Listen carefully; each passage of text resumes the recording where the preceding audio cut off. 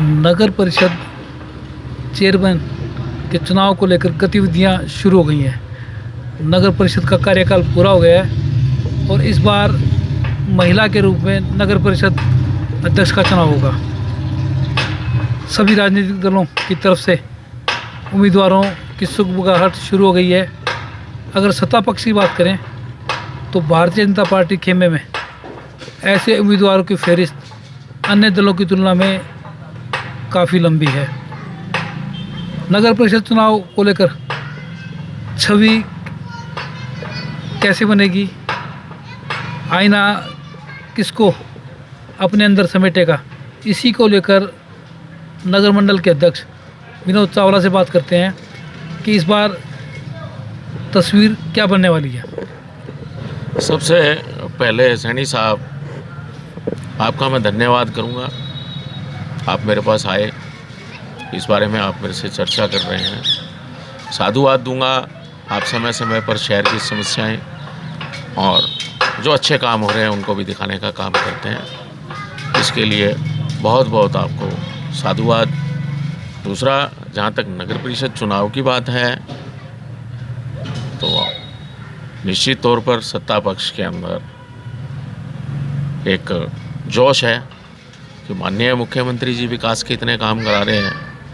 पूरे प्रदेश के अंदर, हर एक शहर के अंदर, हर एक जगह पर समान रूप से पैसा भेजा जा रहा है सरकार की तरफ से और विकास के काम हो रहे हैं।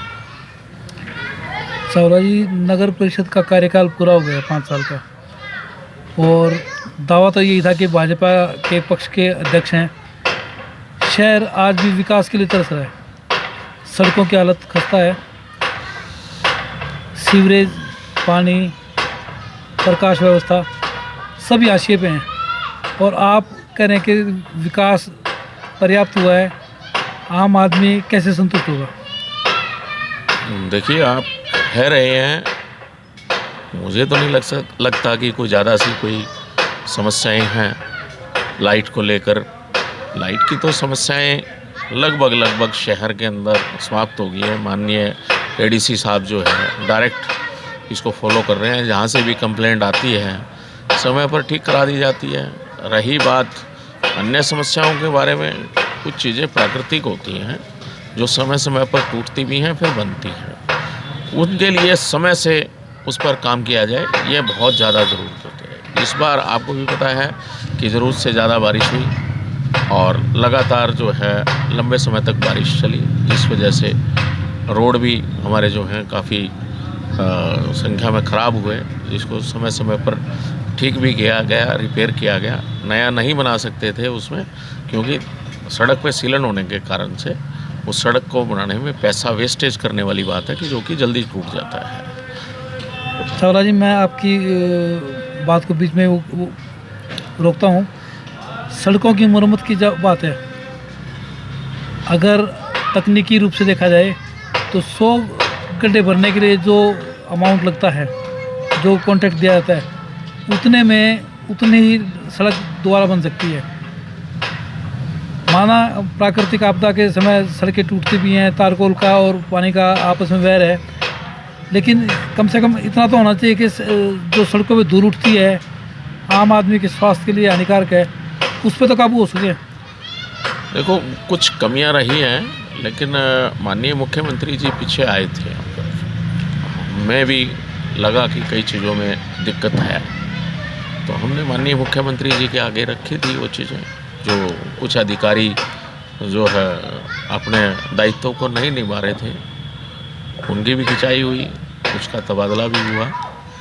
और उसके बाद से माननीय डीसी साहब जब से आए हैं, हमारे रिपुदमन सिंह जी ढिल्लो और हमारे एडीसी साहब राहुल नरवाल जी, ये जोड़ी ऐसी है कि आप देखोगे कि लगातार अभी कुछ दिनों से पूरे जोश के साथ शहर के अंदर, चाहे पार्कों की बात हो, चाहे लाइटों की बात हो और चाहे रोड के बात हो, तो उसके ऊपर पूरा ध्यान दिया जा रहा है। हर तरफ डीसी साहब खुद अकेले जा कर के देखते हैं, ये एक बड़ी बात है। माननीय विधायक जी हमारे जो है लगातार इस बारे में चिंतित रहते हैं।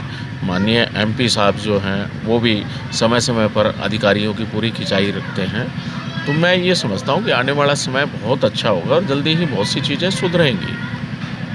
आप सुधार किस नज़र से देखते हैं, आश्वासनों में या धरातल पर? मैं विश्वास करता हूँ धरातल के ऊपर। मैं आपको अपनी अगर बात करें तो मेरा एक प्रयास रहता है, जहाँ भी समस्या देखो, जो संबंधित अधिकारी है उसको कहो, नहीं करता है सीनियर्स को बताओ, डीसी साहब को बताओ, विधायक जी को बताओ, एमपी साहब को बताओ, और यहाँ भी काम ना चले तो मुख्यमंत्री जी को भी बताने में मैं गुरेज नहीं करता। और मुझे तो यह भी लगता है कि ये अधिकारी अगर कहीं भ्रष्टाचार की तरफ देख रहा है और इसका मन है भ्रष्टाचारी, तो मैं बोल भी देता हूँ, भाई बोरिया बिस्तर मांग ले, यहाँ से चल। मेरा यह भी प्रयास रहता है। और आपके माध्यम से मैं आज उन अधिकारियों को बता देता हूँ कि सरकार पैसा दे रही है जनता के लिए, ये जनता के खून पसीने की कमाई है, इसको सही ढंग से लगाओ, काम करो। नहीं करेगा कोई, मुख्यमंत्री जी को कहेंगे, और बिल्कुल खुले रूप से। हमें अपने व्यक्तिगत कामों का लोभ नहीं है और ना ही व्यक्तिगत काम के लिए हम किसी के पास जाते हैं। हम लोग तो माननीय मुख्यमंत्री जी कहते हैं कि आपको दायित्व दिया गया है, उसका निर्वहन करो, ईमानदारी से काम करो। हमारा एक ही ध्येय है, ईमानदारी से जनता की सेवा। मुख्यमंत्री जी कोरोना काल में भिवानी आए थे, हॉस्पिटल का निरीक्षण भी किया था।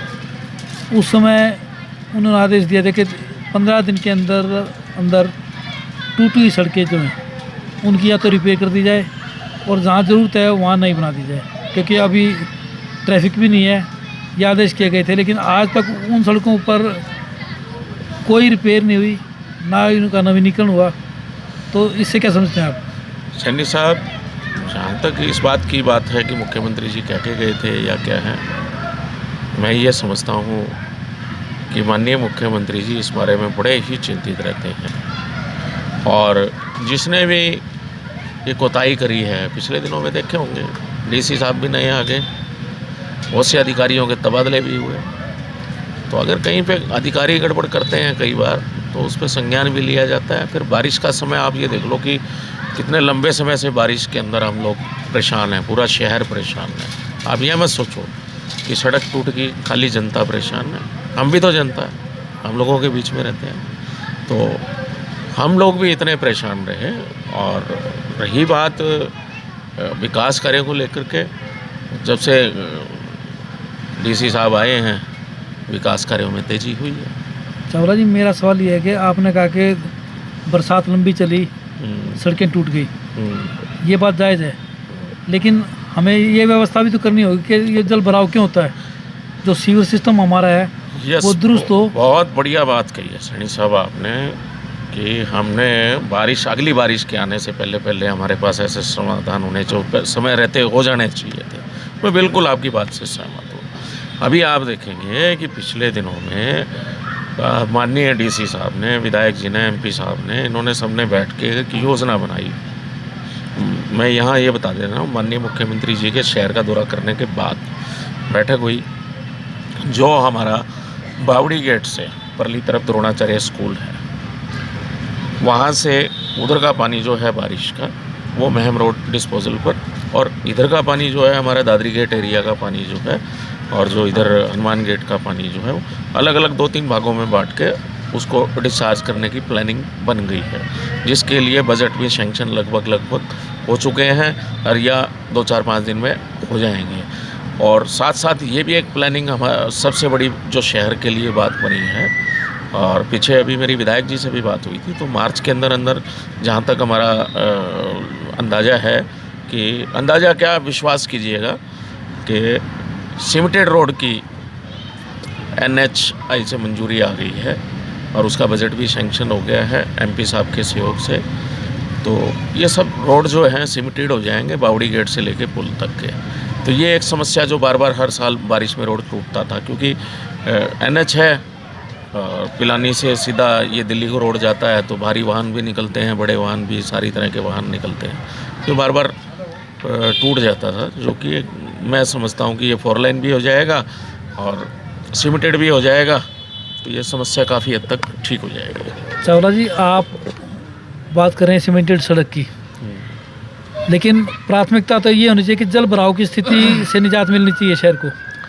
जब शहर के जो पुराने तालाब थे उनको आप झील में परिवर्तित कर रहे हैं, वहाँ पार्क बना रहे हैं।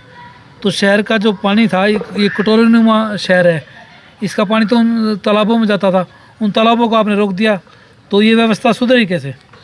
देखो, तालाबों का पानी झीलों में भी जाएगा और नालों से भी डिस्चार्ज होगा, निकलेगा। निश्चित तौर से मैं आपको विश्वास, आपके चैनल के माध्यम से विश्वास दिला सकता हूँ इस बात का कि बरसाती पानी की जो बहुत बड़ी, जो यूँ समझ लो कि बहुत लंबी पुरानी समस्या चली आई है। मैं किसी को दोष नहीं देता इस बारे में, लेकिन समस्या लंबी है, पुरानी है ये, इसमें कोई शक नहीं है।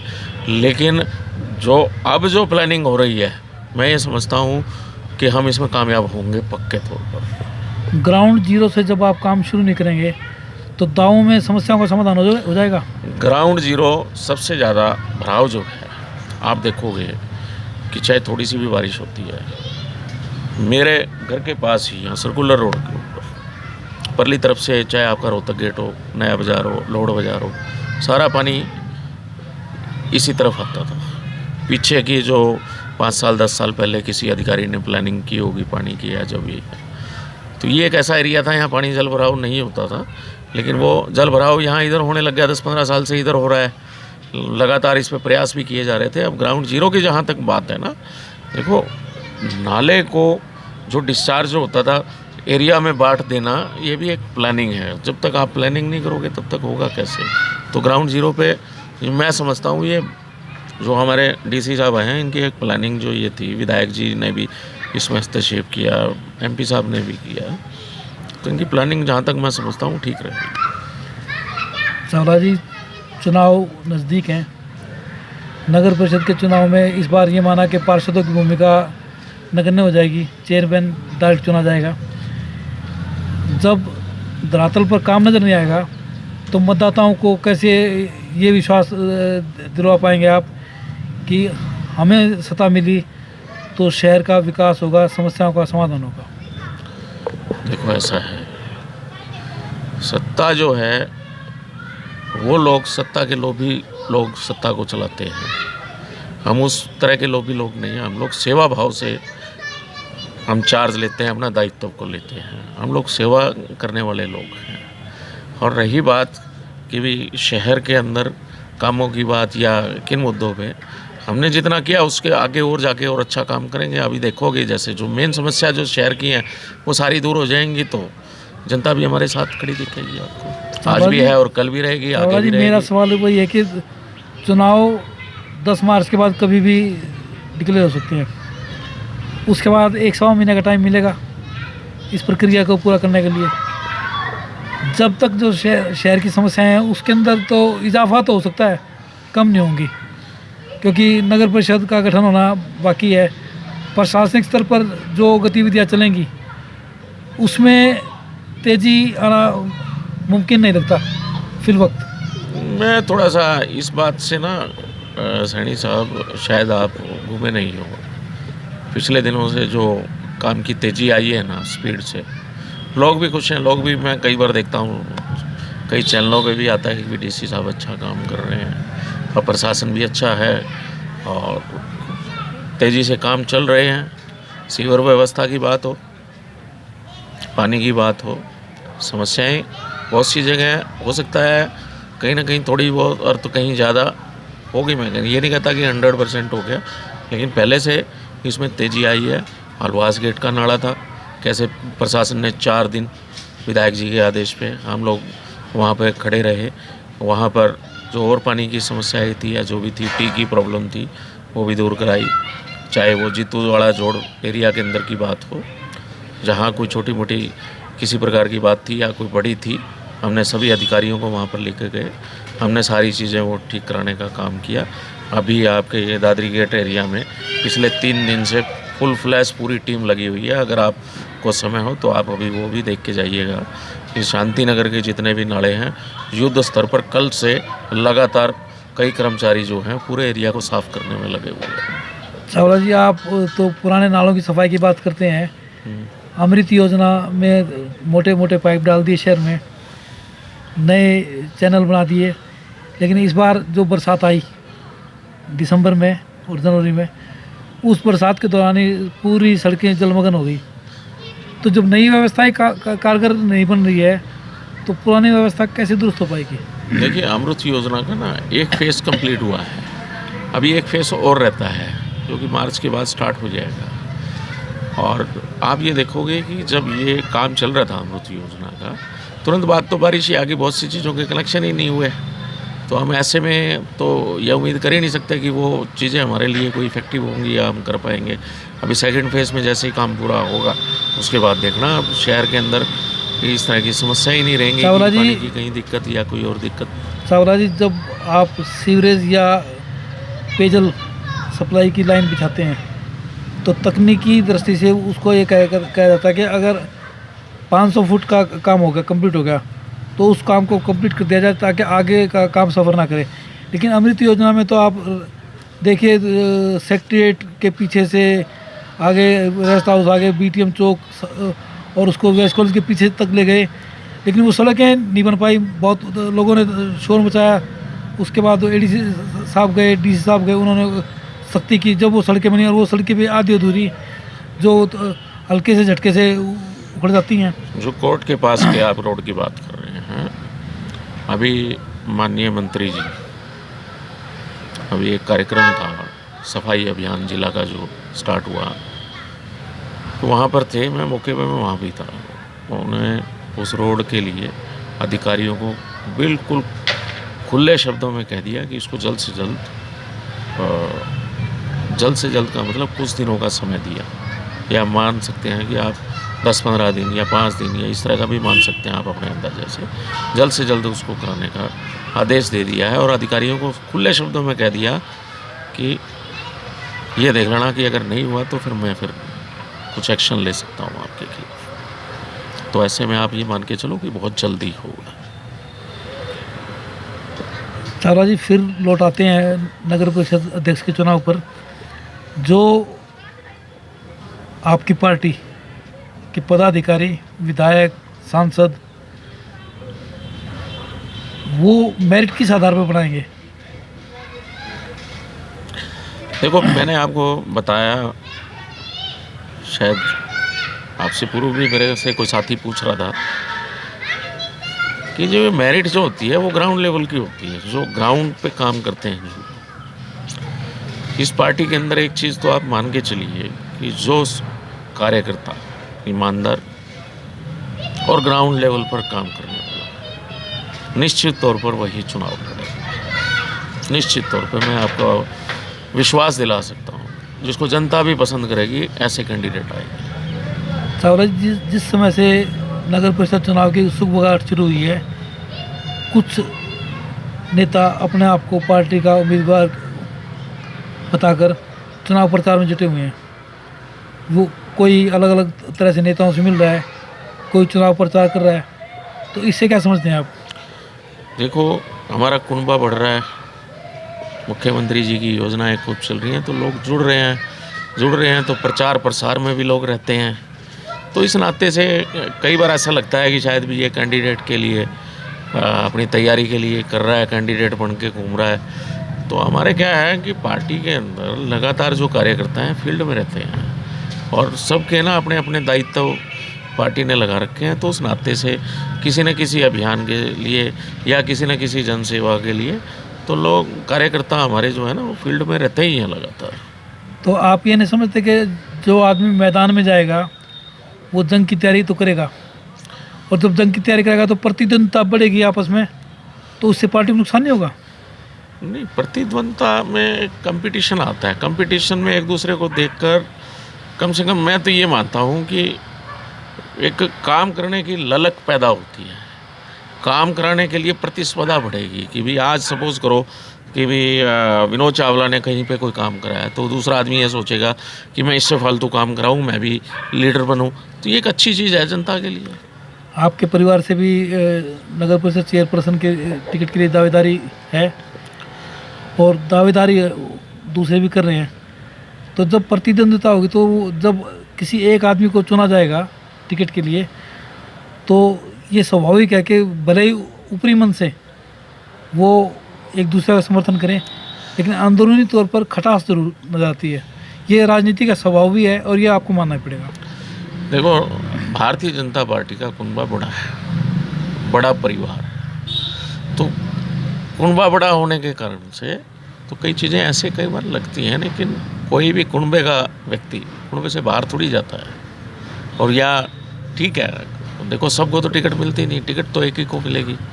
और देखो इच्छा तो सबकी होती है कि भी मैं बनूं, लेकिन वो एक बार होती है, लेकिन जब टिकट बढ़ जाती है और अच्छे, मेरा तो मानना ये है कि जब अच्छे कैंडिडेट को टिकट मिलेगी तो निश्चित तौर पे सभी काम करेंगे, सभी लगे रहेंगे, उसमें किसी को तकलीफ़ नहीं होगी।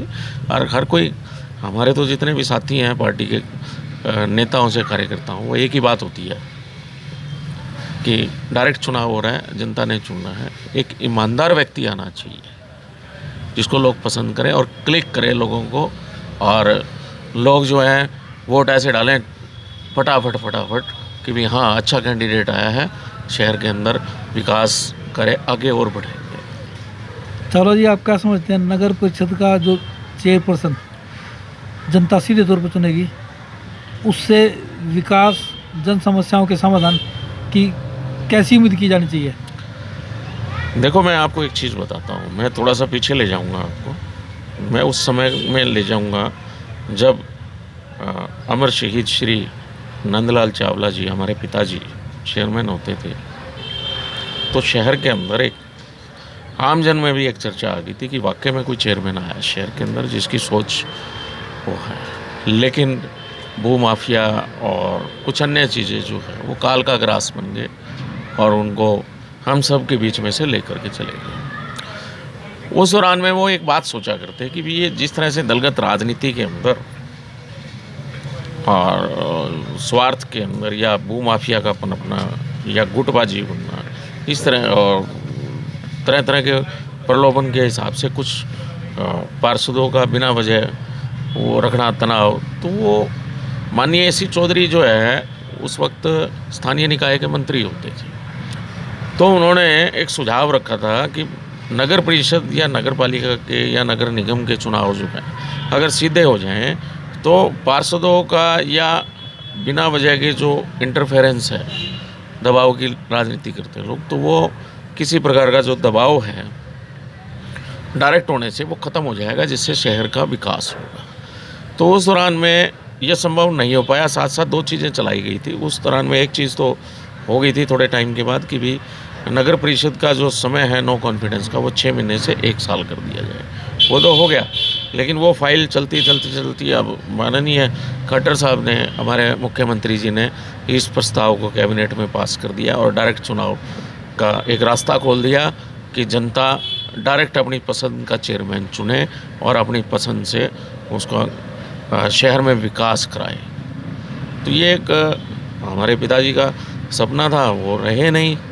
अब हमारा प्रयास भी है कि भी चलो वो हो गया तो एक अच्छा कैंडिडेट शहर में आए, शहर में विकास हो।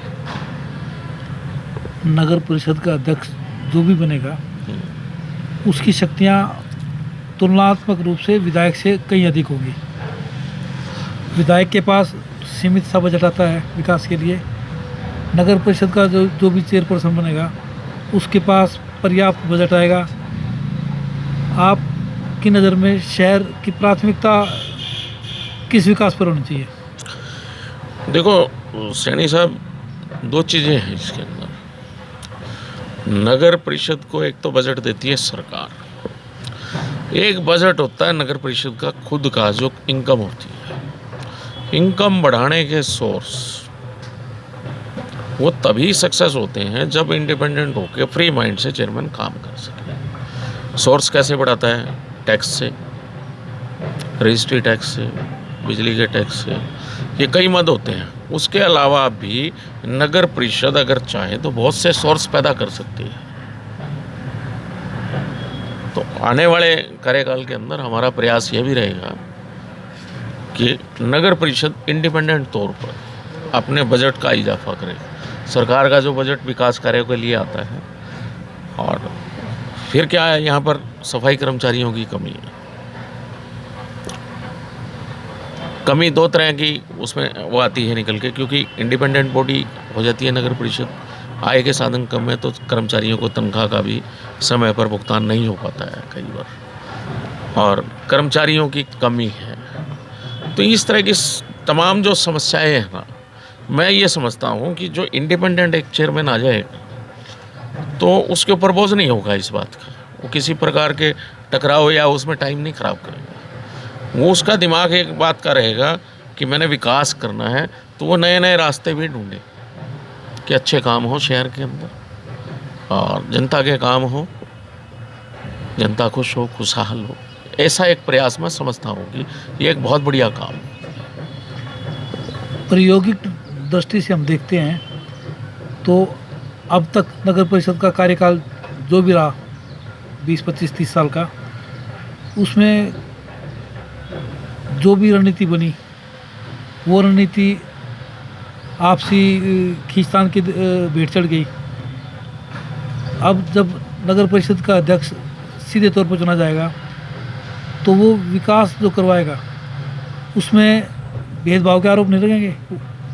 एक पार्षद कहेगा मेरे वार्ड में काम कम हुआ है, वो कहेगा मेरे वार्ड में काम ज़्यादा हुआ है, तो इस तरह की गतिविधियाँ तो होंगी नहीं। मैं इसमें आपको स्पष्ट कर दूं कि चुनाव डायरेक्ट है, प्रेशर कम रहेगा, लेकिन जो विकास का जो पैसा आएगा वो मासिक बैठक के अंदर वो समान रूप से बटेगा। बैठक का सिस्टम मैं ये समझता हूँ कि लगभग वही रहेगा, क्योंकि देखो जब तक किसी भी विकास कार्यों के लिए हाउस पास नहीं करेगा किसी चीज़ को, तो हाउसिंग सिस्टम जो है ये रहेगा एज इट इज़। और ऐसा मुझे नहीं लगता है कि भी इस प्रकार की कोई दिक्कत आएगी बाद में। चावला जी ठेकेदार तो वही रहेंगे, हाउस मीटिंग करेगा, पास कर देगा, एजेंडा सारा फाइनल हो जाएगा, लेकिन जो काम करने वाला है वो तो वही रहेंगे, तो विकास तो वहीं का वहीं रह जाएगा। सैनी साहब, चेयरमैन भी तो डायरेक्ट आएगा ना, नया आएगा ना। हाँ तो मैं वही तो ठेकेदार तो नए कोई बनने बंद हो जाएंगे, ठेकेदार भी नए आएंगे। जिन लोगों के काम करने की इच्छा होगी वो रहेंगे, जिन्होंने बेईमाना करना है तो अगर मुझे मौका लगा तो मेरे नाम से तो वैसे ही एक बात का पता है सबको शहर में, भैया आएगा तो जो बहुत सी समस्याएं तो आने से पहले ही अपने आप ही दूर चली जाएंगी। उम्मीद क्या की जानी चाहिए? शहर की जनता चाहेगी वो होगा, जनता सर्वोपरि। जनता चाहेगी तो पार्टी भी नहीं, जनता तो बाद में चाहेगी, पहले तो पार्टी चाहेगी ना। देखिए ऐसा है, पार्टी किसका रुख देखेगी? पार्टी सर्वे कराएगी शहर में, तो कोई मापदंड तो होंगे ना, पार्टी ने कुछ। ईमानदारी। आपको विश्वास है कि ईमानदारी का मापदंड चलेगा? फील्ड का काम, ईमानदारी। हमारा तो शहर ने देखा हुआ है काम हम किस तरह से करते हैं। हमारे आपका काम देखा हुआ है, मेरा सवाल तो यह है कि क्या पार्टी जो मानक तय करेगी उनको निर्धारित करके ही उम्मीदवार का चुनाव करेगी? एक नेशनल पार्टी की सोच यह होती है कि एक अच्छा कैंडिडेट जनता के बीच में जाए। काम होंगे तो पार्टी का ग्राफ बढ़ेगा, काम नहीं होंगे तो ग्राफ कैसे बढ़ेगा? ग्राफ नहीं बढ़ेगा ना। तो पार्टी पॉजिटिव ही सोचती है। तो मापदंड की देखो, मैं ये नहीं कहता कि और नहीं होंगे कोई करने वाले, और भी होंगे, लेकिन हर एक आदमी का अपना अपना तरीका है काम करने का। अपनी तो एक सोच है, काम चाहिए। अधिकारी कितना ही बड़ा हो चाहे कितना ही छोटा हो, परिक्रमा करने में विश्वास नहीं रखते। काम चाहिए, कोई कर सकता हो तो करे, अच्छी बात है, हम उसको थैंक्स भी करते हैं। और जो नहीं करेगा, संभावनाओं की तलाश में रहेगा, भ्रष्टाचार के मूड में रहेगा, कईयों का इलाज कर दिया, और माननीय मुख्यमंत्री जी के आशीर्वाद से उन्होंने स्पष्ट कर रखा है कोई करप्ट अधिकारी है हमें बताओ, उसको निकालने का काम करेंगे शहर से। विनोद जी, एक आखिरी सवाल है, नगर परिषद चुनाव के लिए चेयरपर्सन का जो किरदार महिला निभाएगी, उसके चयन में सांसद और विधायक की क्या भूमिका रहेगी? अब ये तो देखो जी, सांसद साहब और विधायक जी बताएंगे उनकी भूमिका क्या रहेगी। और जहाँ तक भारतीय जनता पार्टी का सवाल है, ये दोनों हमारे जो हैं विधायक जी और एमपी साहब भारतीय जनता पार्टी के। एमपी और विधायक की रिकमेंडेशन चलेगी या नहीं चलेगी? निश्चित तौर पे चलेगी, उनसे पूछा जाएगा, क्यों नहीं पूछेंगे। तो जब विधायक और सांसद की वो चलेगी तो आप पारदर्शिता की बात करें तो ये संभव लगता नहीं। नहीं, देखो पता क्या होता है, विचार सबके लिए जाते हैं। हमारे जिला अध्यक्ष जी हैं शंकर धूपड़ जी, संगठन को बहुत अच्छे तरीके से उन्होंने खड़ा किया है और बहुत अच्छा काम कर रहे हैं। हमारे विधायक जी पूरी तरह से हर तरह से कार्यकर्ताओं का सहयोग करते हैं, उनके काम आते हैं। एमपी साहब हैं, पिछले दिनों एक कैंसर पीड़ित मरीज़ के लिए मैंने कॉल किया उनको, वो दिल्ली जा रहे थे, लोकसभा के अंदर एंटर हो रहे थे। मैंने फ़ोन किया, मैं कहा अंकल जी 2 मिनट आपको रुक के बातचीत करनी चाहिए, बहुत इमरजेंसी है। वो रुक गए, अंदर उनको जाना है, लेट हो रहे थे, उसके बावजूद वो रुके, कैंसर पीड़ित मरीज़ की मदद की। हॉस्पिटल में जो उनको मदद चाहिए थी वो करवाने के बाद उनको 10-15 मिनट लगे होंगे, तो उसके बाद वो अंदर गए हैं। तो हमारे जो यहाँ संस्कारिक सिस्टम है, पार्टी में अच्छे लोग हैं, ऐसी बात नहीं है, और अच्छा कैंडिडेट देंगे निश्चित तौर पर। विधायक जी तो हमारे सज्जन आदमी हैं वैसे भी, और तो वो तो ये चाहते हैं कि शहर में भाईचारा रहे। और दुर्जन कौन है? मैंने तो दुर्जन का कोई जिक्र ही नहीं नहीं, किया। आपने कहा विधायक सज्जन है तो दुर्जन देखो मैं बताता हूँ, मेरे को सज्जन नहीं कह सकता कोई, क्योंकि मैं सज्जन नहीं लगता। लगना भी तो चाहिए ना, मैं सज्जन नहीं हूँ, मैं एक संस्कारिक व्यक्ति तो हो सकता हूँ। सज्जन किसको कहते हैं? जो सज्जनता के रूप से जस्ट लाइक जैसे कहते हैं ना कि महाराज की भूमिका में, तो हम महाराज भी कह सकते हैं विधायक जी को। वो बड़े सज्जनता तरीके से सबकी बात सुनते हैं। और आपने देखा होगा साधु संत कभी कोई भगत कोई कह भी जाता है तो पलट के जवाब नहीं देते हो। तो हमारे तो विधायक जी में बड़े सज्जन पुरुष हैं, हम उनका मुकाबला नहीं कर सकते। हम तो उनके आगे कुछ भी नहीं, बच्चे हैं हम तो। वो तो बहुत सज्जन आदमी है हमारे। तो विधायक और सांसद पर विश्वास है आपको कि वो सही 100% क्या मैं 2000% कह सकता हूँ, एक अच्छा कैंडिडेट देंगे वो निश्चित तौर पर। तो जो लोग आज पिछले 1 महीने से या 1.5 महीने से तैयारी में लगे हुए हैं, तो सैनी साहब टिकट तो एक ही है ना। हाँ, तो उस सूची में से जब उनका नाम निकलेगा उनको परेशानी नहीं होगी? भाई देखो वही बात है, परेशानी का तो कोई इलाज होता नहीं है। अब मैं सोचूं कि भाई निश्चित तौर पे अगर मुझे नहीं दी तो परेशानी तो मुझे भी होगी एक बार तो, लेकिन मैं क्यों इस बात को उसको वो कर सकता हूँ। मैं पार्टी की तरफ से मुझे एक दायित्व है, मंडल का अध्यक्ष बना रखा है। कैंडिडेट कोई भी आएगा तो भी मुझे काम करना पड़ेगा, और करना भी चाहिए, नैतिकता ये कहती है, और मैं करूँगा। कोई भी कैंडिडेट पार्टी दे दे मैं करूँगा। लेकिन देखो इच्छाएं होती है, मेरी भी इच्छा है मेरे परिवार से कैंडिडेट बन के आए। हमारी मैडम कितना टाइम से लगातार फील्ड के अंदर काम कर रही है। आज 1999 में मेरी मैरिज हुई थी, 23 साल हो गए हैं। उसके बाद से लगातार जितने भी चुनाव हुए, बाबूजी के समय या बाबूजी के बाद, हमारे साथ जब मुसीबतों का पहाड़ टूटा उस टाइम पे भी हमारी मैडम ही हमारे को हौसला देने वाली थी कि कुछ भी हो जाए हमने हमारे बाबूजी के कातिलों को जेल में पहुंचाना है। उसने हौसला दिया। तो नहीं तो लोग डर जाते हैं, बीवियां डर जाती हैं, कहती हैं नहीं जी पीछे हटो। ऐसा हमारे यहाँ तो नहीं। हमारे तो दबंगता से पूरा परिवार एकजुट खड़ा था। हमारी तो मैडम इतनी ज़्यादा वो है जिसको कहते हैं कि स्वाभिमानी कह लो, और या संस्कारों पे चलने वाली कह लो, या यूँ कह सकते हो कि भी अच्छे तरीके से जो एक गृहिणी या सामाजिक तौर पर जो बात, शहरी के तौर पर जो बात उसको कहनी चाहिए थी, उसने एक ही बात कही थी कि चावला साहब मैं आपको पति की दृष्टि से नहीं देख रही इस वक्त, मैं इस वक्त उस दृष्टि से देख रही थी कि शहर ने अपना एक नेता खो दिया, शहर ने एक सेवक खो दिया, शहर को बचाना है।